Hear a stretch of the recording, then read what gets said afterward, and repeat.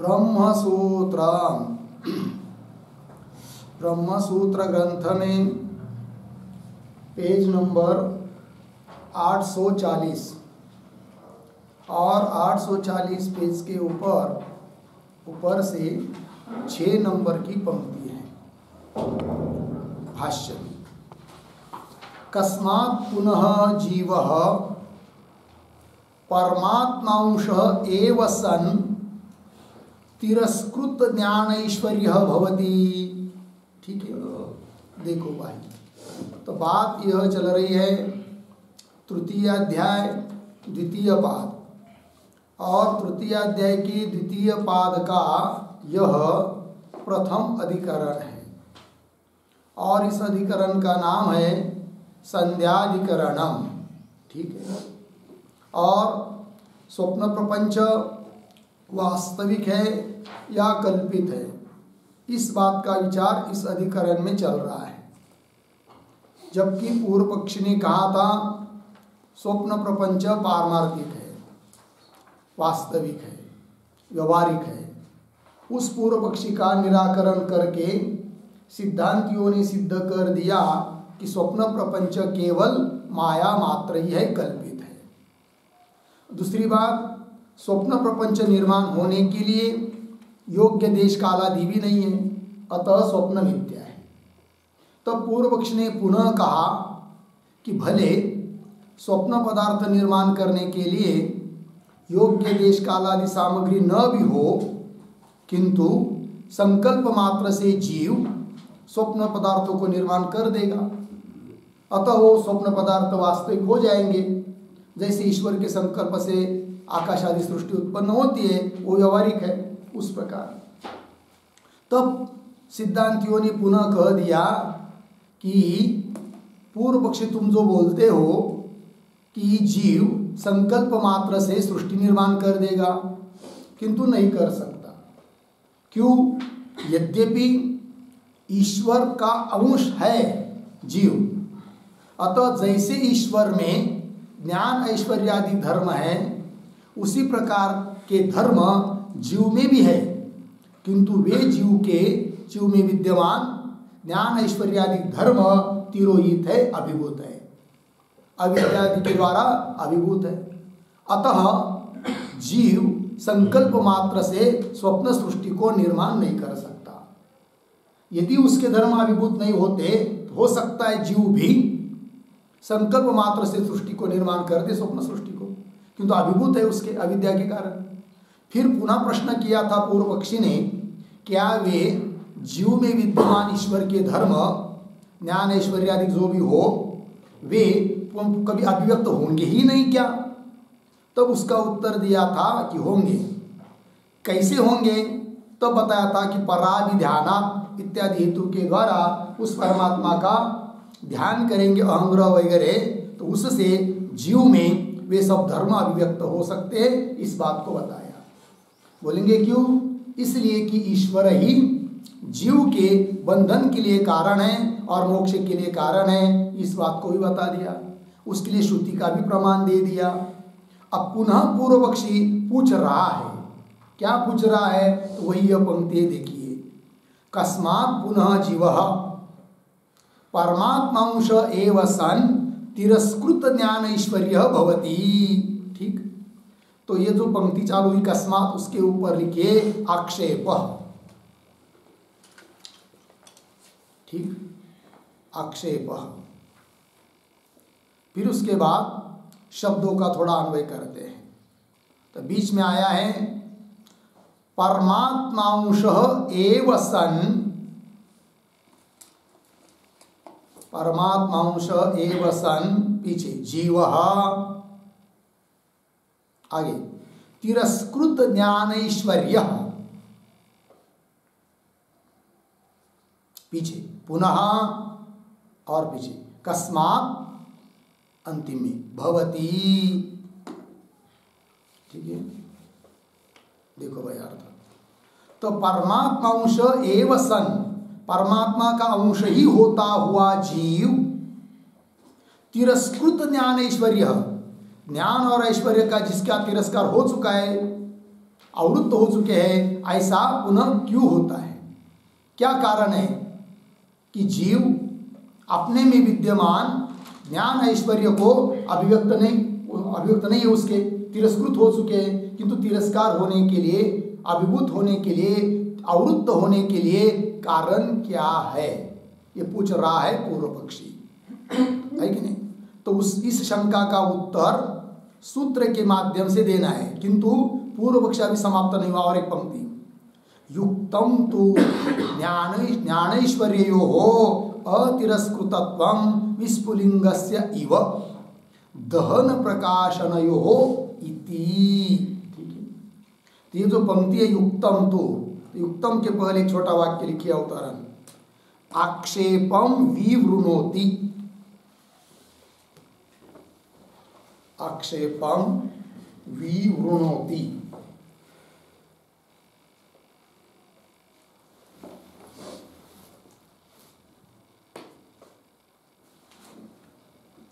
जो आक्षेप किया है पूर्व पक्षी ने, उसका ही विवरण कर रहा है, स्पष्टीकरण कर रहा है युक्तम इत्यादि पंक्ति के द्वारा। पंक्ति देखिए,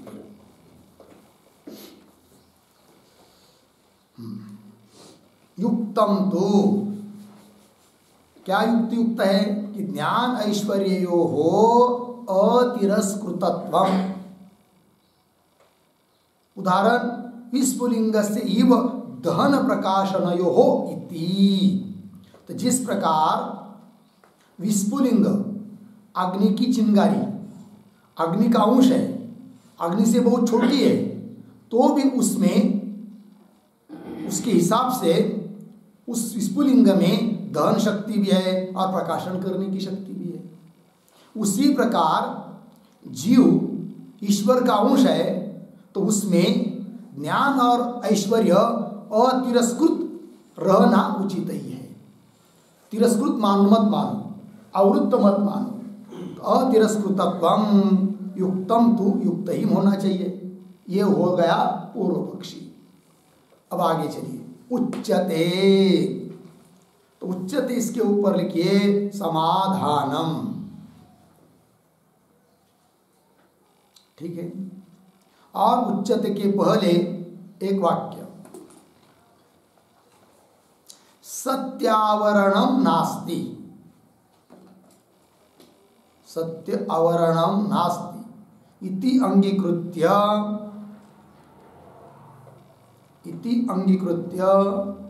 कल्पित आवरणम साधयति,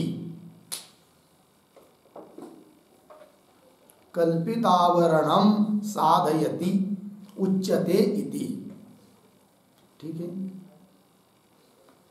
तो सिद्धांती उत्तर देते हैं। सिद्धांती कहते हैं आवरण तो है,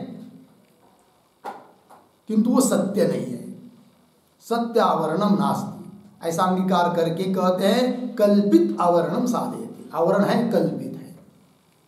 इस बात को सिद्ध कर रहे हैं उच्यते पंक्ति से। ठीक है, तो कह रहे सत्यम एव एतत्। सिद्धांती कह रहे पूर्व पक्षी को, हे पूर्व पक्षी, तुम जो बात बोल रहे ना वो ठीक ही है। यद्यपि जीव ईश्वर का अंश होने के कारण उसमें अतिरस्कृत ही होने चाहिए, कौन? ज्ञान और ऐश्वर्य, बात ठीक है, किंतु तिरस्कृत हुए हैं, क्यों हुए वो देख लो। तब सूत्र के माध्यम से बता रहे हैं, अतः सूत्र का उच्चारण और अर्थ पहले देख लेंगे। तो सूत्र है देह योगाद्वा सोपी, देह योगाद्वा सोपी। ठीक है, लिखते हैं सूत्र का अर्थ, लिखेंगे सूत्रावतरणम बराबर ननु परमात्मांशस्य जीवस्य,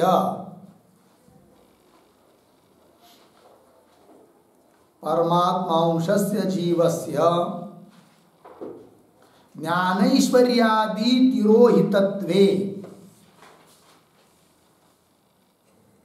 ज्ञानैश्वर्यादि तिरोहितत्वे कः हेतुः, कः हेतुः इति अतः आह। इति अतः आह। फिर नीचे के पंक्ति में सूत्रम बराबर देह योगाद्वा सोपी 3, 2, 6 पदच्छेद देह योगात् वा सह अपि। फिर नीचे पदार्थोक्ति बराबर आगे प्रतीक सह अपि बराबर जीवस्य ज्ञान ऐश्वर्यादि तिरोभावः अपि। ज्ञान ऐश्वर्यादि तिरोभावः अपि। फिर आगे प्रतीक देह योगात् बराबर देहादौ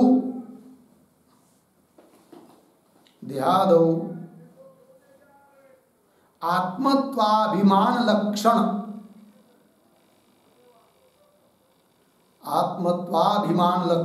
अविद्यावशात् भवति।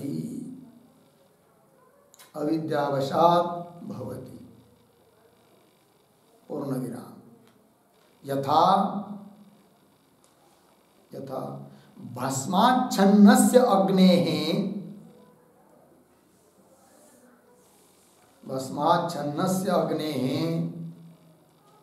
दहन प्रकाशन सामर्थ्यम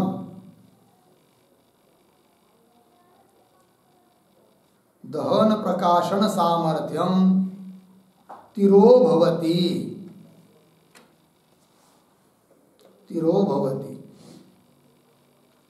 अर्धविराम तद्वत् इत्यर्थः। पूर्ण विराम। आगे प्रतीक वा बराबर वा शब्दः जीवेश्वरयोः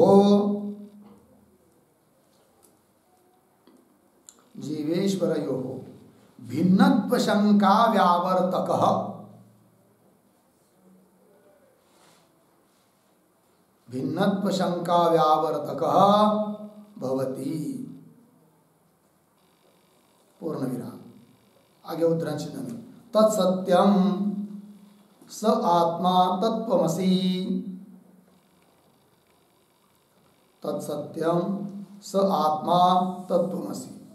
उद्धरण चिन्ह 1 छांदोग्य 6:9-4 इत्यादि श्रुतिशतेभ्यः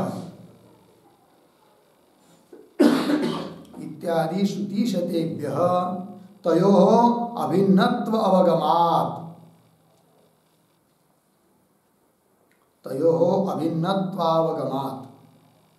पूर्ण विराम। तस्मात् स्वाप्नस्य मायामयत्वेन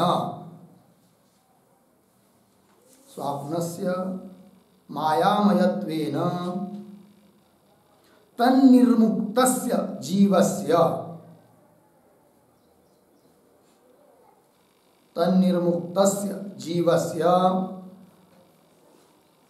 स्वयं ज्योतिष्व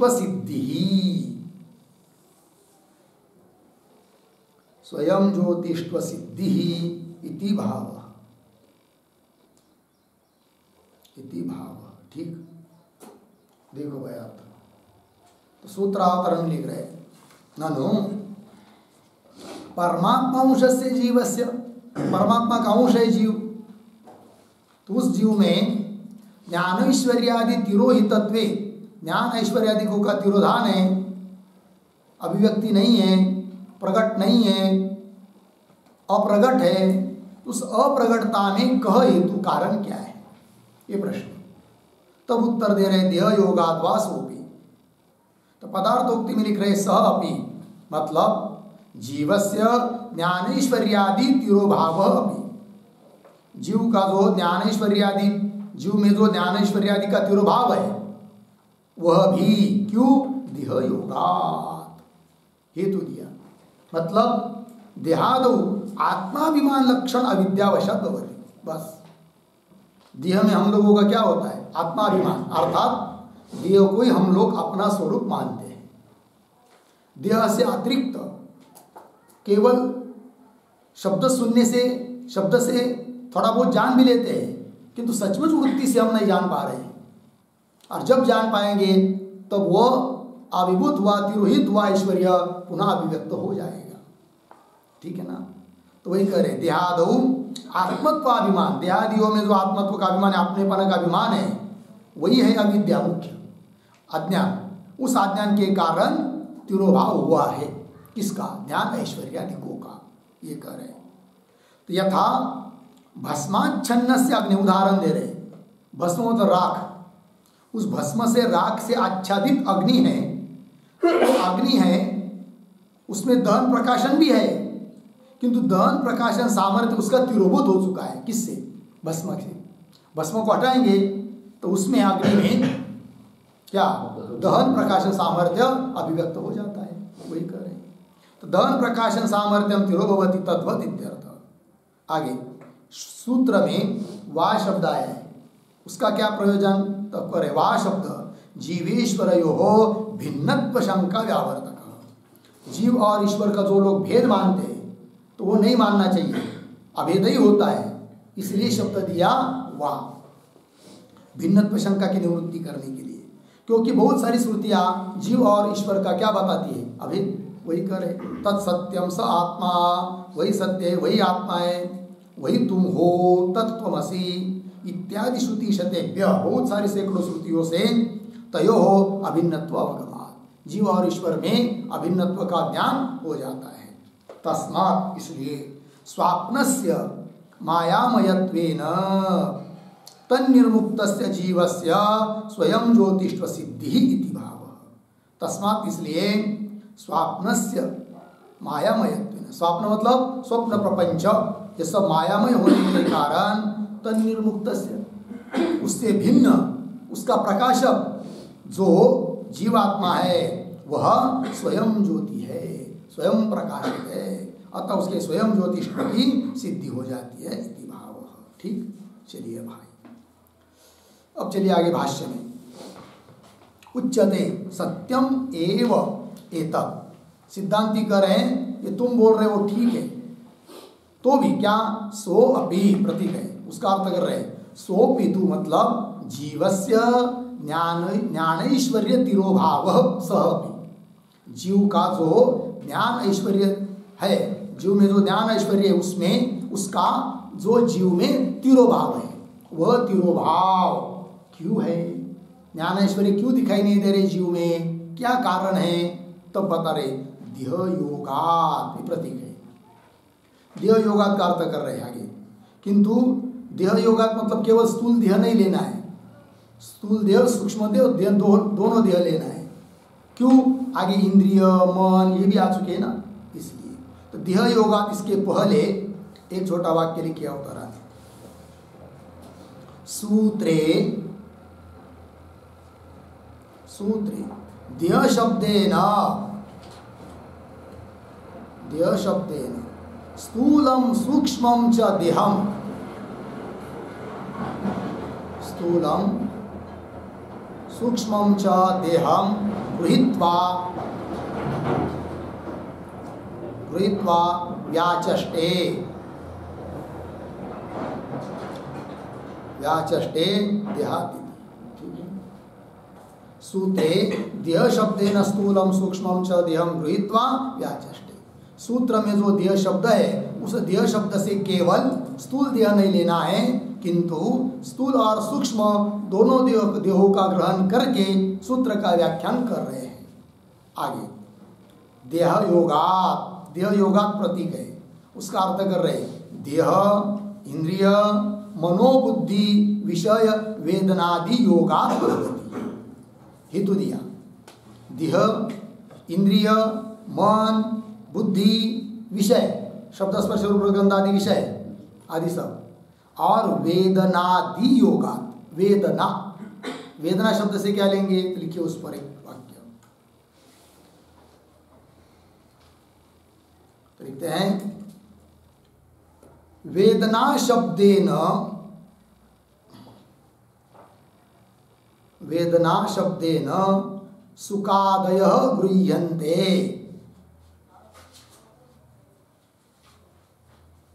सुखादयः मनोविकाराः गृह्यन्ते, ऐसा लीजिए। वेदना शब्देन सुखादयः मनोविकाराः गृह्यन्ते, पूर्ण विराम। आदि शब्देन, आदि शब्देन तद्धेतुः अविद्या इति, तद्धेतुः अविद्या इति। ठीक है जी, देखो भाई अर्थ। तो वेदना शब्द से मन के विकार सुख दुखादि बोलेंगे, और आदि शब्द से वेदनादि आदि आया ना, तो आदि शब्द से उन सभी का कारण जो अविद्या, उसका विग्रहण करेंगे। अर्थात अविद्या, स्थूल देह, सूक्ष्म देह, इन सभी के कारण ज्ञान ऐश्वर्य का तिरोभाव हुआ है। बात लगी? तो चलिए फिर, तो देह योगा, देह, इंद्रिय, मन, बुद्धि, विषय, वेदनादि योगा भवति। ठीक है, आगे चलिए। अस्ति च अत्र उपमा। ठीक है, तो यहाँ पर उपमा भी दे रहे। उपमा मतलब दृष्टांत है कि नहीं? किस बात के लिए दृष्टांत दिया जा रहा है भाई? तो ये जो पंक्ति है अस्ति इत्यादि, उसके पहले एक वाक्य छोटा सा लिखिए, तद्धर्मकस्य एव, तद्धर्मकस्य एव अन्य संपर्क तिरस्कारे,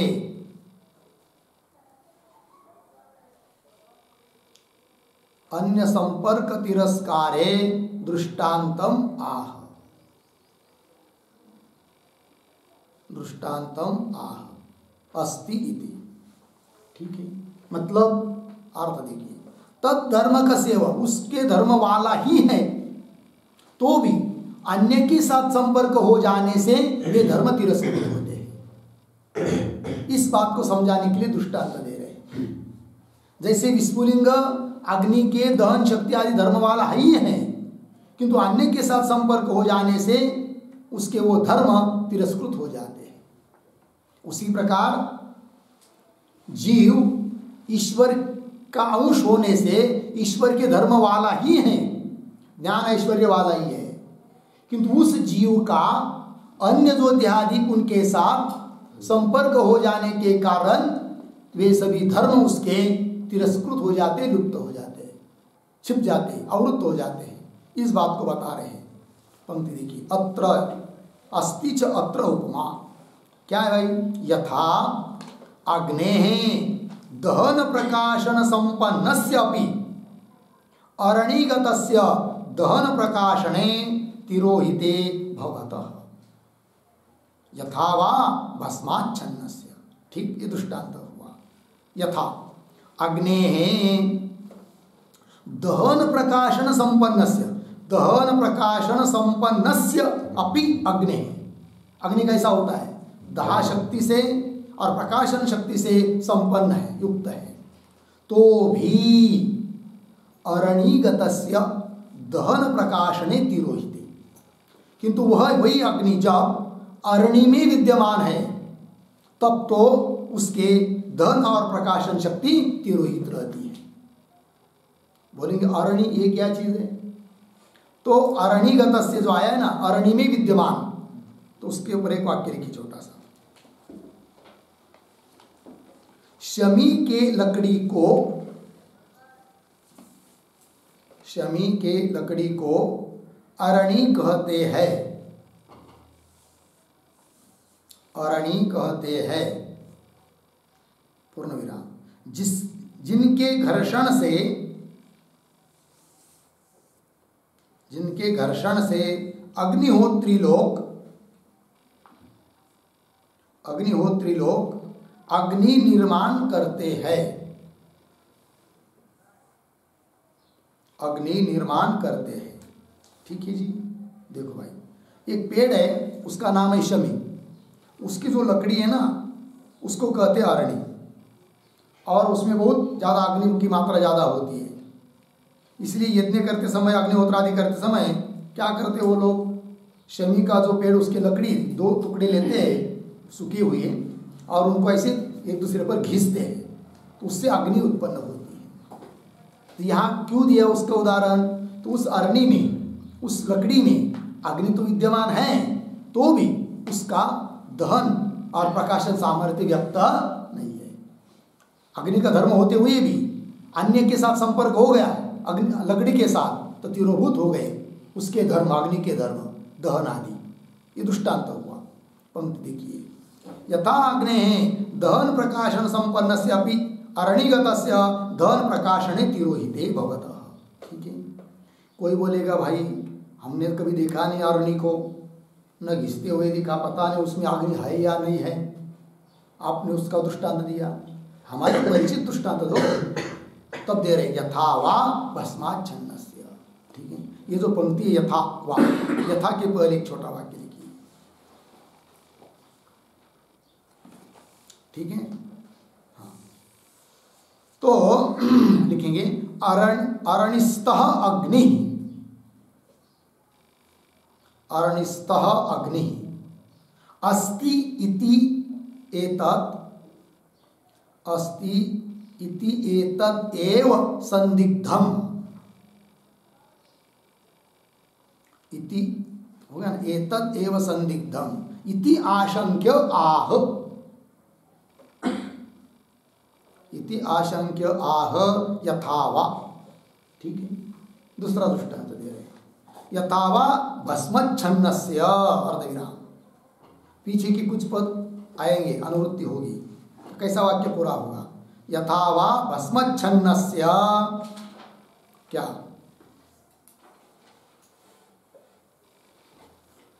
अग्नेः दहन प्रकाशने तिरोहिते भवतः। ये पीछे क्या अनुवृत्ति आएगी, जैसे कि भस्म से, राख से आच्छादित अग्नि है, तो उसमें दहन प्रकाशन होते हुए भी क्या है, तिरोहित है, तिरोहित होते हैं, दिखते हैं नहीं, कार्य नहीं कर रहे, तो वही कह रहे तिरोहिते भवतः। ये दृष्टांत हुआ। एवं अविद्या प्रत्युपस्थापित नाम रूप कृत देहादि उपाधियोगात् तद अविवेक भ्रमत्कृतः जीवस्य ज्ञानैश्वर्य तिरोभावः। ये सिद्धांत बता रहे हैं। पंक्ति को देखिए, एवं इसी प्रकार अविद्या प्रत्युपस्थापित, प्रत्युपस्थापित शब्द का अर्थ लिखिए कल्पित, अविद्या से कल्पित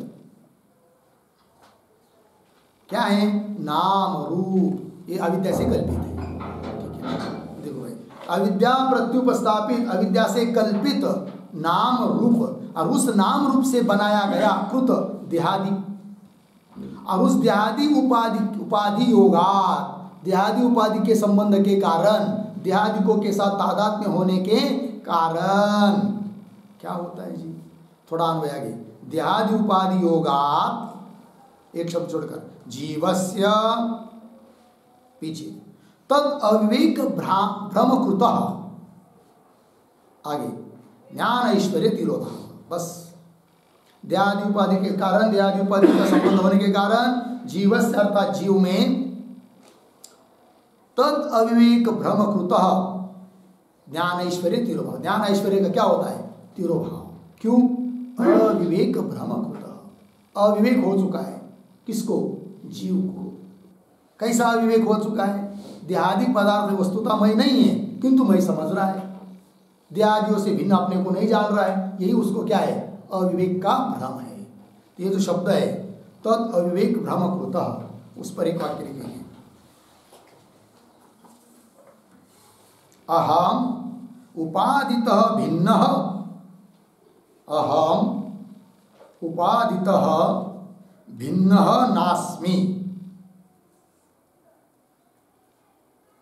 भिन्नः नास्मि, एवं भ्रमः, एवं भ्रमः जीवस्य यावत् अस्ति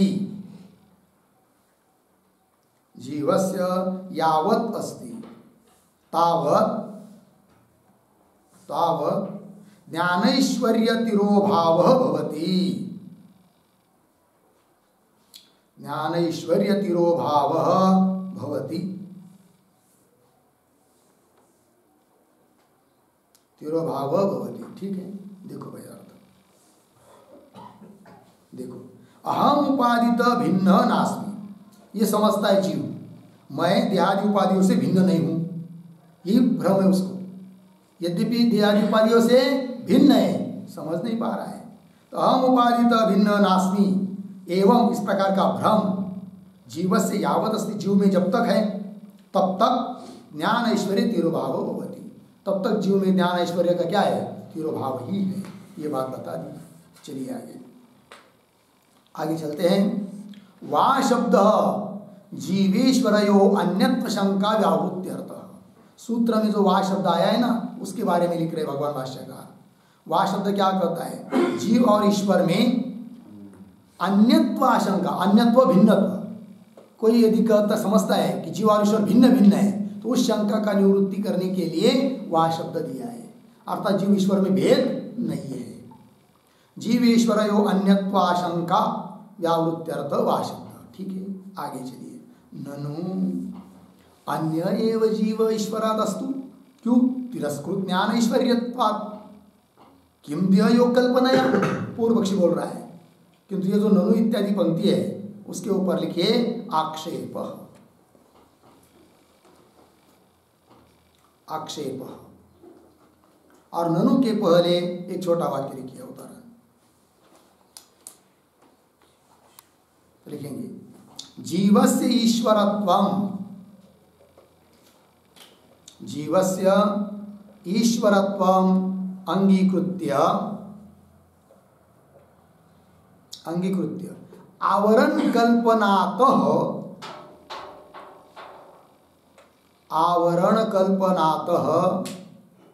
वरम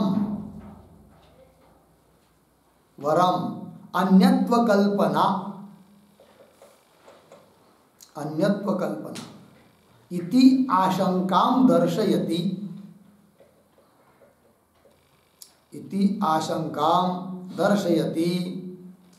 ननु इति।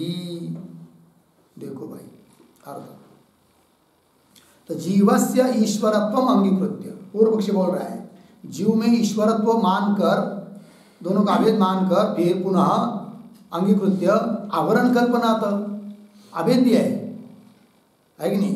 क्यों ईश्वर का है कि नहीं, जीव ईश्वर का अंश है, ऐसा मानकर उस जीव में आप आवरण की कल्पना करते हैं, आवृत्त ज्ञान ऐश्वर्य ऐसा मानते हो। किंतु ऐसी कल्पना करने की अपेक्षा वरम श्रेष्ठ है क्या, ईश्वर से भिन्न ही मानो किसको, जीव को।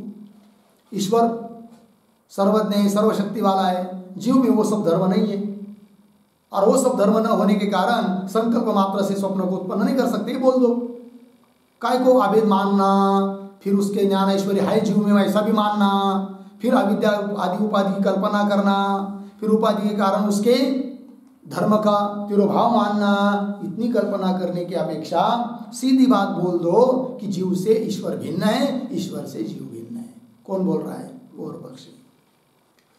तो वही करे वरम अन्यत्व कल्पना इति आशंकां दर्शेति, इस शंका को दिखा रहे ननु इत्यादि पंक्ति से। तो देखो भाई, ननु अन्य एव जीव ईश्वरादस्तु, जीव ईश्वरात् अन्य एव अस्तु, ईश्वर से भिन्न ही मान लो किसको, जीव को। क्यों, तिरस्कृत ज्ञान ऐश्वर्यत्वा, दोनों का भेद हो जाएगा। जीव कैसा, तो जिसके ज्ञान ऐश्वर्य का तिरोधान है, तिरोभूत है, वह जीव, और जिसका ज्ञान ऐश्वर्य तिरस्कृत नहीं है वह ईश्वर, ऐसी व्याख्या हो जाएगी। और जिसका ज्ञान ऐश्वर्य तिरस्कृत है वह जीव, ये बात हो जाएगी। काय को तुम दोनों का अभेद मानने का प्रयास करते हो, भेद ही मान लो। पूर्व पक्षी बोल रहा है तिरस्कृत ज्ञान ऐश्वर्यत्वात् किम देहयोग कल्पना, देह के संबंध की कल्पना करने की क्या जरूरत है, ये बोला पूर्व पक्षी। उत्तर दे रहे न इति उच्यते, इसके ऊपर लिखिए समाधानम। ठीक है, श्रुति का आधार लेकर समाधान दे रहे सिद्धांती। न इति उच्यते, अर्थात जीव और ईश्वर का भेद नहीं है, वस्तुतः अभेद ही है, ये बात कहनी है। न इति उच्यते। आगे, न ही अन्यत्वं जीवस्य ईश्वरात् उपपद्यते। अन्वय कैसा? जीवस्य ईश्वरात् पीछे, अन्यत्वं न ही अंतिम में उपपद्यते। जीव में ईश्वरात् अन्यत्व, ईश्वर से भिन्नत्व उपपन्न नहीं होता है, अर्थात जीव ईश्वर का अभेद ही है, भेद उपपन्न नहीं है। बोलेंगे क्यों? श्रुति बताती है। क्या श्रुति है? श्रुति दे रहे, सायं देवता ऐक्षत, छांदोग्य 6:3 इति उपक्रम्य। तो जो छांदोग्य में प्रकरण आया है उसको बता रहे। तो उस सायं देवता, उस देवता ने इक्षण किया, ऐसा उपक्रम किया। फिर उसके बाद अनेन जीवेन आत्मना अनुप्रविश्य, इस जीव रूप आत्मा के द्वारा उसने देहादियों में प्रवेश किया, ये बात बताई। इति, इस प्रकार आत्म शब्देन जीवस्य परामर्शात्, इस श्रुति ने जीवेन आत्मना, तो जीवरूप आत्मा के रूप में प्रवेश किया। तो आत्मा शब्द से जीव लिया है, और आत्मा शब्द का अर्थ परमात्मा ही होता है, अतः दोनों का अभेद ही होता है, भेद नहीं।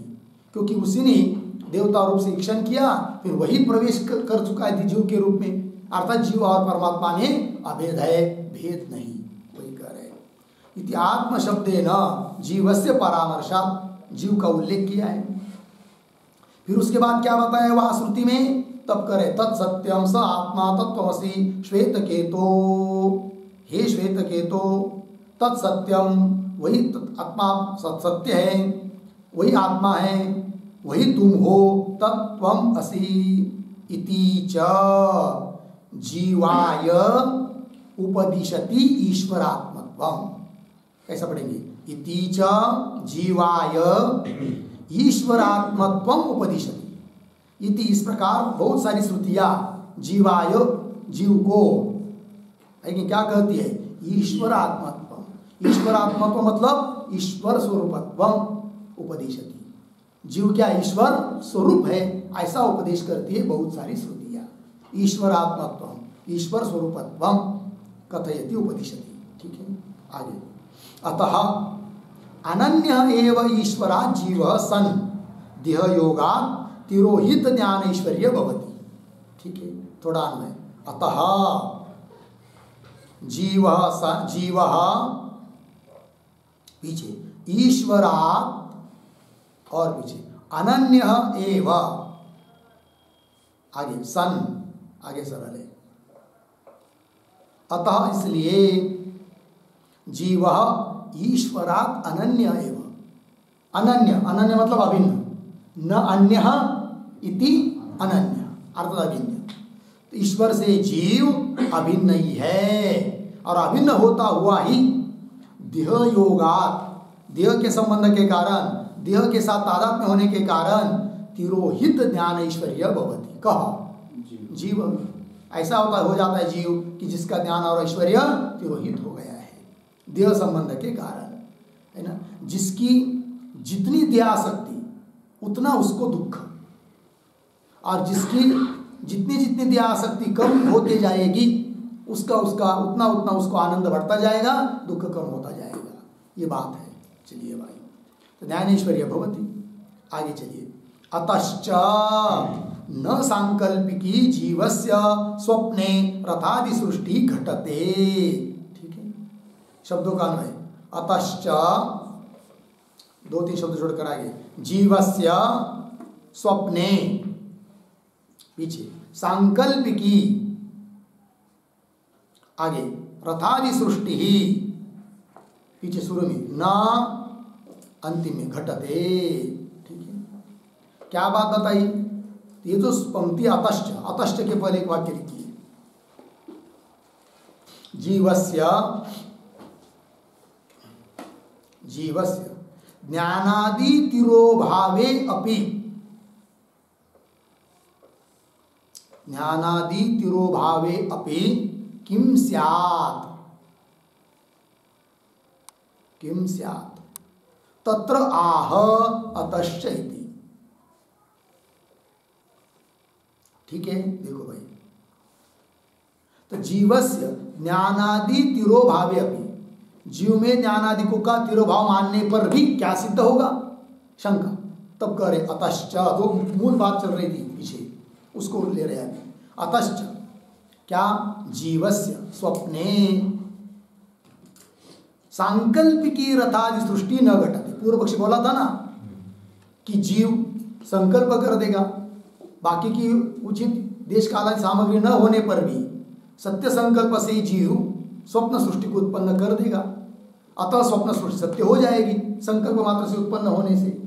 तब उत्तर दिया कि जीव तिरस्कृत ज्ञान वाला, तिरस्कृत ऐश्वर्य वाला होने के कारण सत्य संकल्प नहीं है, अतः वो संकल्प नहीं कर सकता और संकल्प से सृष्टि निर्माण नहीं कर सकता, स्वप्न सृष्टि को निर्माण नहीं कर सकता है, ये बात बताया।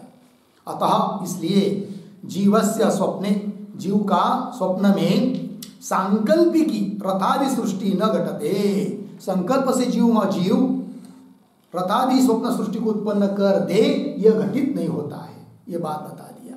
सांकल्पिकी, सांकल्पिकी मतलब क्या? उसका अर्थ लिखिए। सांकल्पिकी का अर्थ अन्य सामग्री विना,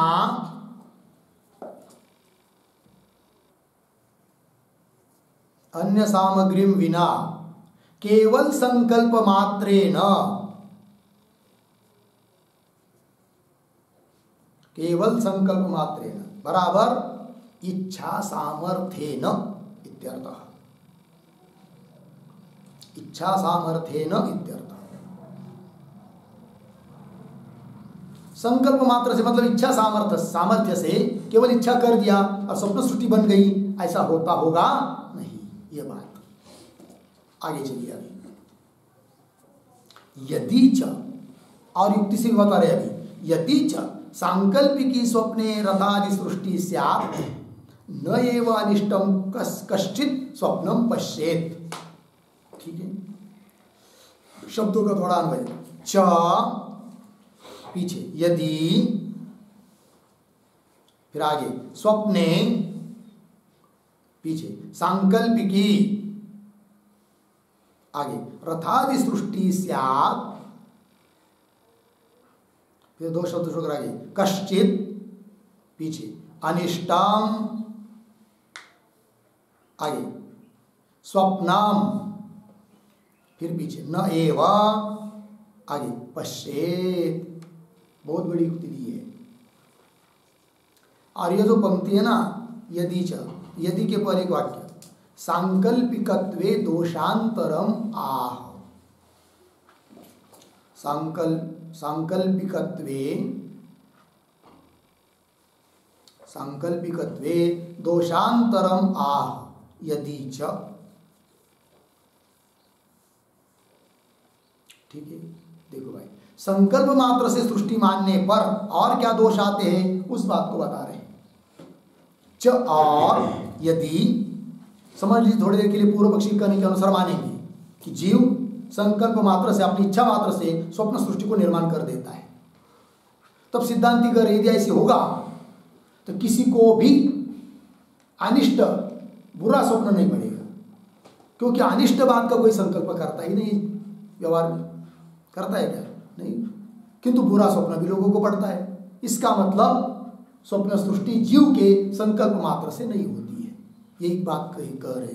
च यदि, और यदि स्वप्ने, स्वप्न में क्या जी, सांकल्पिकी रथादि सृष्टि से, संकल्प मात्र से रथादि सृष्टि होगी तो क्या, कश्चित कोई भी अनिष्टम स्वप्नम न एव पश्येत्, अनिष्ट स्वप्न अनिष्ट स्वप्न को कोई भी देखेगा नहीं, क्योंकि स्वप्न किससे माना आपने? संकल्प से, इच्छा से, और कोई भी अनिष्ट की कल्पना नहीं कर सकता है।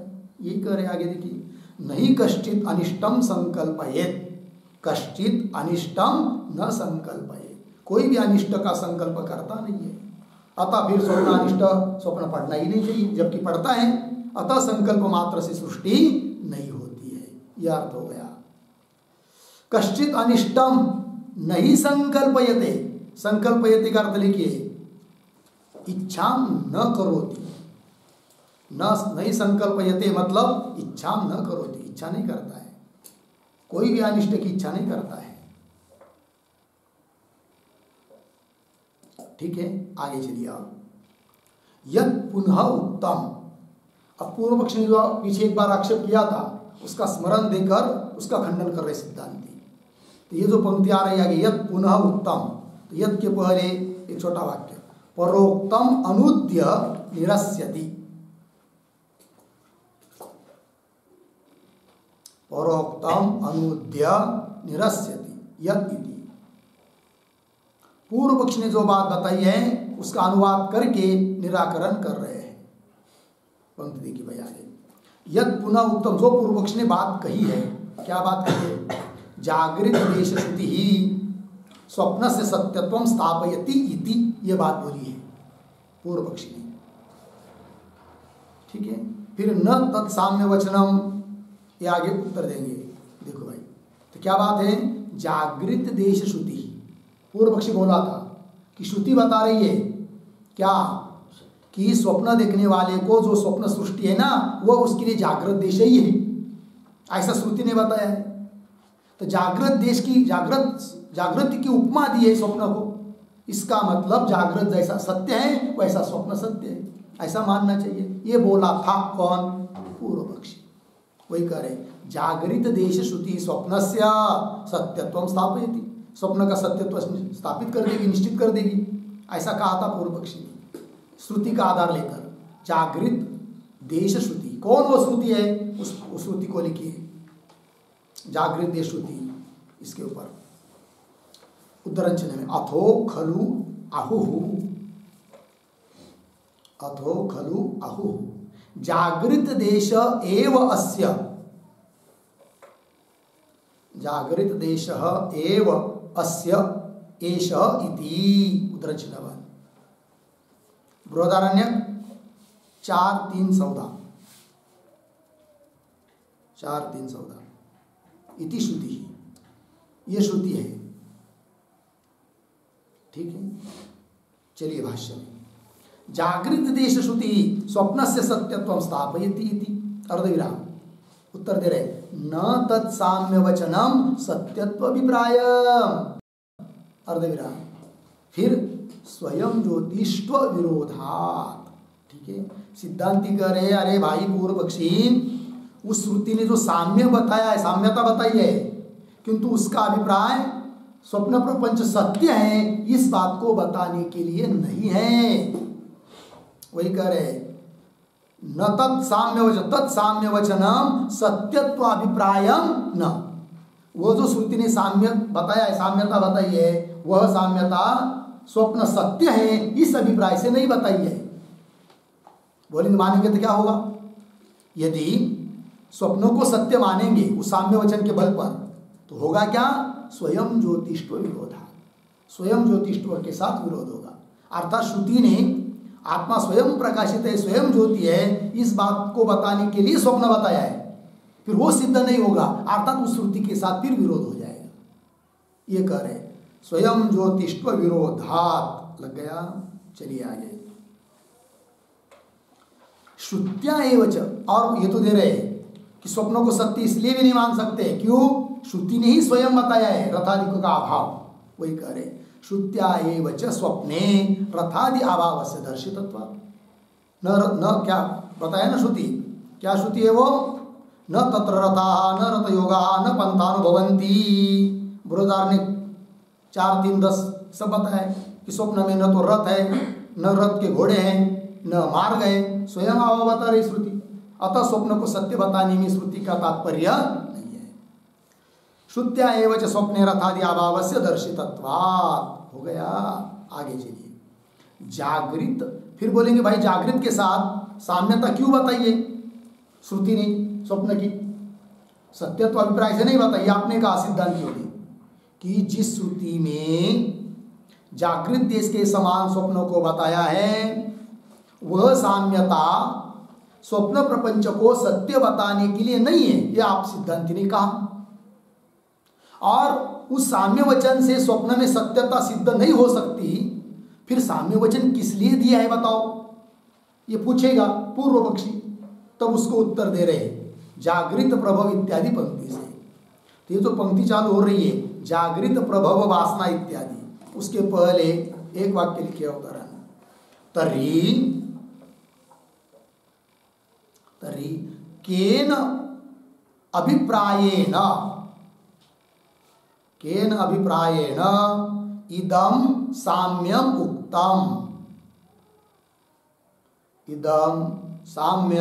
उक्तम अर्धविराम तत्र आह जागृत इति। ठीक है, देखो भाई अर्थ तर्हि, तब तो किस अभिप्राय से साम्य वचन है बताओ, पूर्व पक्षी पूछेगा, उसको उत्तर दे रहे जागृत इत्यादि पंक्ति से। तो पंक्ति को देखिए, जागृत प्रभव वासना निर्मितत्वात्तु स्वप्नस्य तत्तुल्य निर्भासत्वाभिप्रायम तत् पूर्ण विराम। शब्दों का थोड़ा अन्वय करेंगे, बीच में आया तू, तू स्वप्नस्य पीछे जागृत प्रभव वासना निर्मितत्वात्, अंतिम में तत् पीछे तत्तुल्य निर्भासत्व अभिप्रायम। ठीक है, देखो भैया तू परंतु स्वप्नस्य, स्वप्न कैसा होता है, जागृत प्रभव वासना निर्मितत्वात्। जागृत प्रभव, प्रभव मतलब उत्पन्न, कौन वासना, जागृत के अनुभव से प्रभव मतलब उत्पन्न होती है जो वासना अर्थात संस्कार, उससे निर्मित है कौन, स्वप्न। इसलिए ऐसा होने के कारण तत्तुल्य निर्भासत्व अभिप्राय, तत् जो आया है ना अंतिम में, तत्का अर्थ लिखिए साम्य वचनम।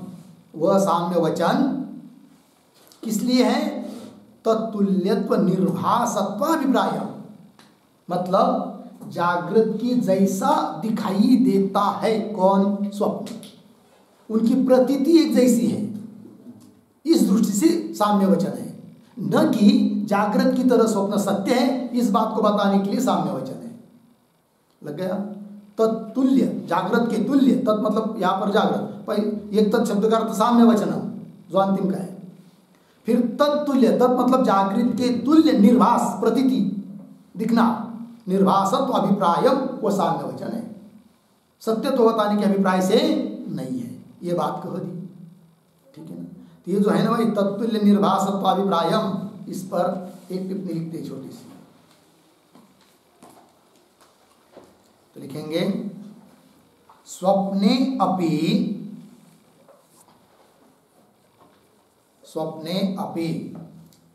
आलोकादेः सत्यत्वे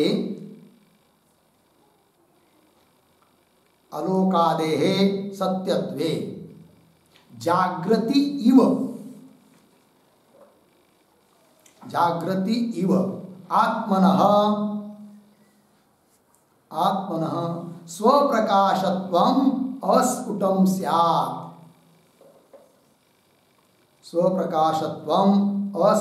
स्यात्, अर्धविराम प्रातिभासिकत्वे तु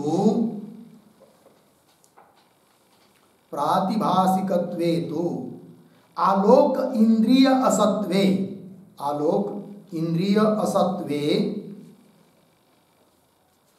कौंस में लिखिए, आलोक इंद्रियादि के नहीं रहने पर, आलोक इंद्रियादि के नहीं रहने पर कौंस बंद, अपि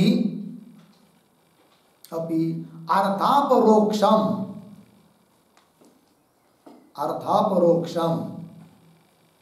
आत्मज्योतिष एव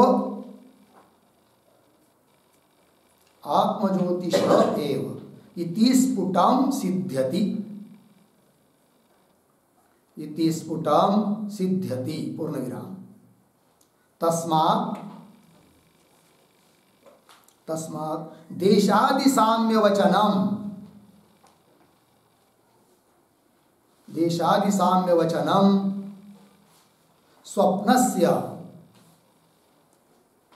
स्वप्नस्य जाग्रत तुल्य भानाभिप्रायम, जाग्रत तुल्य भानाभिप्रायम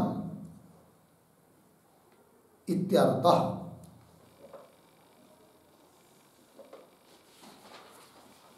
ठीक है, अर्थ देखो भाई। तो स्वप्ने अपनी, स्वप्न में भी आलोक आदि प्रकाश वगैरह इंद्रिय सब सत्य मानेंगे तो क्या होगा?